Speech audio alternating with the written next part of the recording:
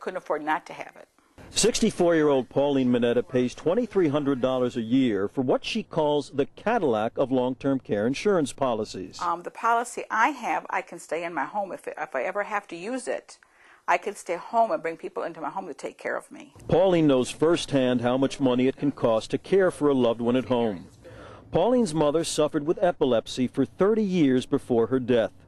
When her mother reached the age of 71, Pauline needed help. I had to have someone come in and feed her, make sure her meals were made, take her to the restroom, sit with her, play games with her, do whatever she had to do, just for the companionship also, but for her needs, to keep her clean. During that 4-year period, Pauline spent as much as $600 a week out of pocket for this in-home assistance, a lot more than the $2,300 a year she pays now to guarantee in-home care for herself should she ever need it. You know, it's like that elephant in the room. Dorothy McMahon is a certified long-term care insurance specialist. She encourages families to have a plan in place to care for aging parents.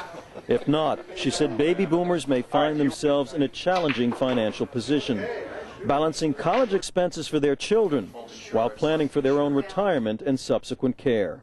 There is one story she hears much too often. We're getting closer and closer to Medicaid for Mom because we've already spent all of her money. We've gone through most of our retirement income. So now this leaves them exposed and hopefully not dependent on their own children someday if they need to have care. So this all has that domino effect. If you're thinking you won't need long-term care, here's some sobering news. Georgetown University's long-term care financing project found that 49% of people 65 or older will need long-term care at some point in their lives, and approximately 7 in 10 people will require care in their own home. Bear in mind, not all long-term care insurance policies are the same. Make sure you're paying for the coverage you want. For example, if you want to be cared for in your home, don't buy a policy that only covers nursing home care.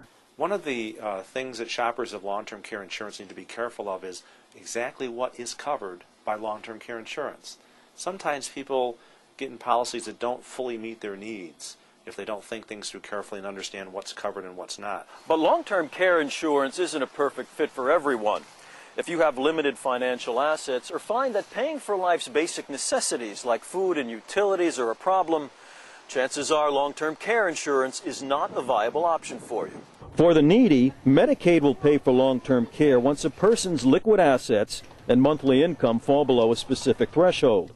The wealthy may choose to pay for long-term care costs out of pocket or purchase long-term care insurance to protect their assets. But for the middle income, timing is everything. Sandy Mall is a certified elder law attorney. A classic phone call that we'll get periodically in our office is someone who is in the hospital, about to be discharged to go to the nursing home, realizing what it's going to cost, and they'll say, you know, I think I want to buy long-term care insurance. Can you refer me to somebody who can sell it to me? Well, obviously it's not going to be right for them because, unfortunately, they've waited too long. So the younger and healthier you are when you start shopping for long-term care insurance, the better the chance to find the policy you want at the premium you can afford. And don't rely on Medicare for help. According to the Congressional Budget Office, Medicare spending accounted for just 16% of total long-term care expenditures in 2004.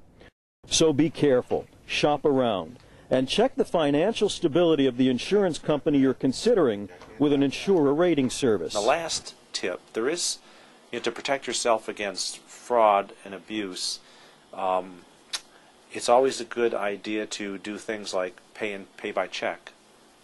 Don't pay for your policy premium, your initial policy in cash. You can't be without it. Today's world, even if you have a savings, if you're going to have home care and you need to live in, it's going to cost you $3,000 a week. So how fast are you going to go through your savings? With the average cost nationally for a one-year stay in a nursing home at $71,000, it may be an option worth considering. For 50 Plus, I'm Tony Fama.